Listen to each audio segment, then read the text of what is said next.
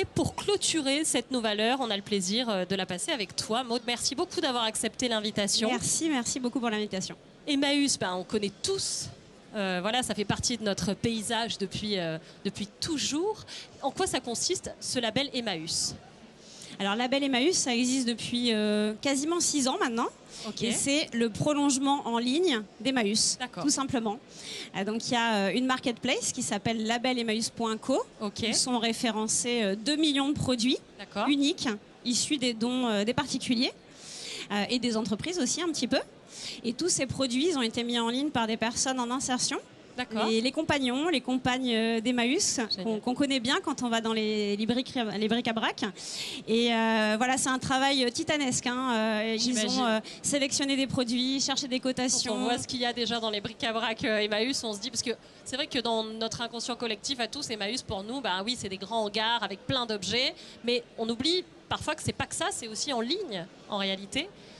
Oui, alors Emmaüs, c'est quand même 500 points de vente et de dépôt partout en France. C'est gigantesque. C'est énorme, ouais. Mais avant qu'on crée Label Emmaüs, il n'y avait quasiment aucune existence en ligne. Et il y a 5-6 ans, Amazon avait déjà 20 ans, Le Bon Coin avait déjà 10 ans. C'était carrément une urgence pour un mouvement comme le nôtre. Il faut savoir qu'Emmaüs ne reçoit pas d'argent des Français. On ne demande pas d'argent aux Français. On demande que les Français nous donnent des objets et on les revend. Et c'est grâce à cette revente qu'on va aider des milliers de personnes chaque année en situation de grande exclusion. Et ce sont ces personnes qui font Label Emmaüs au quotidien et qui développent tout un tas de compétences clés aussi aujourd'hui sur le marché du travail. Ça me paraît hyper nécessaire de rappeler où investit Emmaüs, où va cet argent. Tu me disais donc des personnes en grande difficulté, mais aussi on le sait un peu moins à l'international. Tu peux nous expliquer un petit peu? Oui, c'est vrai qu'Emmaüs est à l'international. On est dans 47 pays. On ne le sait pas toujours. Moi, je pensais que c'était vraiment exclusivement français. C'est vrai que j'ignorais. Oui, parce que l'abbé Pierre, le fondateur du mouvement, a beaucoup voyagé et a beaucoup inspiré au-delà des frontières françaises. Après, c'est vrai qu'Emmaüs en France est une institution et ça existe nulle part ailleurs dans le monde. Aujourd'hui, comment ça se passe au quotidien de gérer un label comme ça? Alors aujourd'hui, on est 60 salariés. Okay. On est une coopérative. Oui. On est une société coopérative d'intérêt collectif. Okay. Voilà. Donc en gros, nos sociétaires, qui sont-ils? Ils sont 1300. Okay. Les salariés, évidemment. Tout un chacun.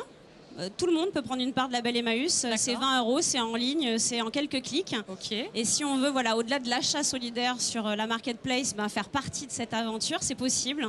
Aux côtés de tous ceux qui vendent aussi sur notre site. Qui sont les structures qui vendent sur Label Emmaüs? Il y en a 175. Ouais. Ce sont uniquement des structures de l'économie sociale et solidaire, des Emmaüs évidemment, mais pas que. Il y a des ressourceries, il y a des structures de la Croix-Rouge, d'Envie, voilà. Toutes les grandes têtes de réseau de l'ESS, comme on dit, nous ont rejoints petit à petit pour former une force en ligne face à la concurrence qui est très, très acharnée. Quand même, sur la seconde main, je pense que tout le monde a pu le constater ces dernières années. Ça n'a pas dû être tous les jours facile, j'imagine. Tu parlais de la concurrence. Voilà, du fait que vous ne soyez pas financé aussi. C'était quoi les principales difficultés que vous avez rencontrées? Au démarrage, la plus grosse difficulté, c'est d'embarquer. Parce que Emmaüs, c'est un mouvement qui a plus de 70 ans. Et Internet, ça peut représenter tout ce qu'il y a de plus mauvais de notre société pour certaines personnes, parce que c'est l'antithèse de la rencontre humaine qui est vraiment au cœur du projet Emmaüs, évidemment.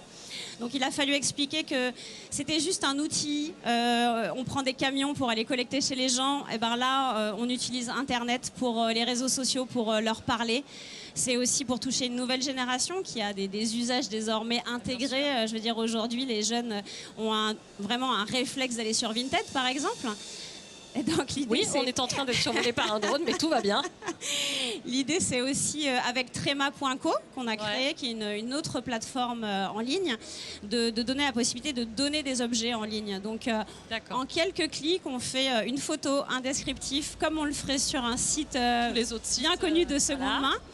Et on peut vendre son objet et donner les recettes de la vente au projet solidaire qu'on souhaite. On le choisit. Décidément, c'est nous en veut. C'est une attaque en règle. Il y a d'autres enjeux aussi.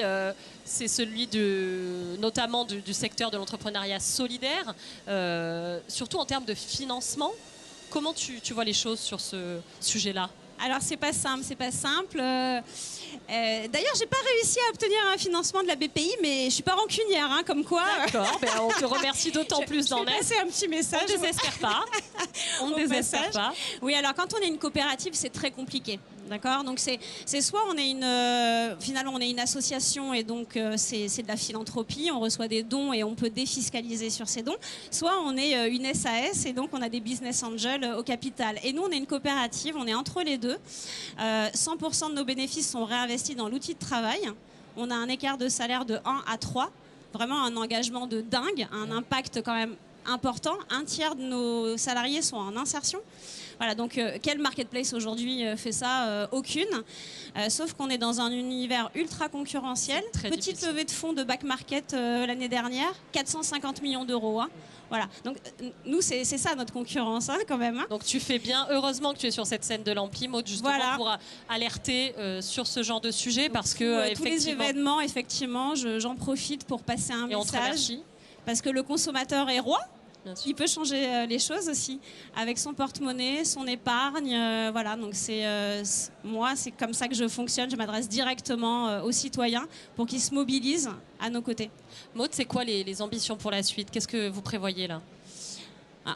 Malgré toute cette difficulté de financement, on veut être le site de référence de la seconde main solidaire, la seconde main qui aide vraiment les gens, et la seconde main qui fait vraiment de l'écologie aussi. Parce que quand on reconditionne des téléphones en Chine, est-ce que c'est beaucoup mieux que de vendre des produits neufs qui ont été fabriqués en France? Je pose la question.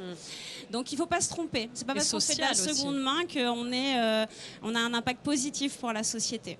Voilà, donc j'aimerais que demain, les gens cherchent d'abord sur Label Emmaüs, ils ne trouvent pas, ils vont ailleurs, voilà, tout simplement. On vous encourage. Merci beaucoup, Maud. Bravo, beaucoup. En tout cas, parce que c'est effectivement un énorme projet. Bravo à toi. Merci à tous. Vous tous.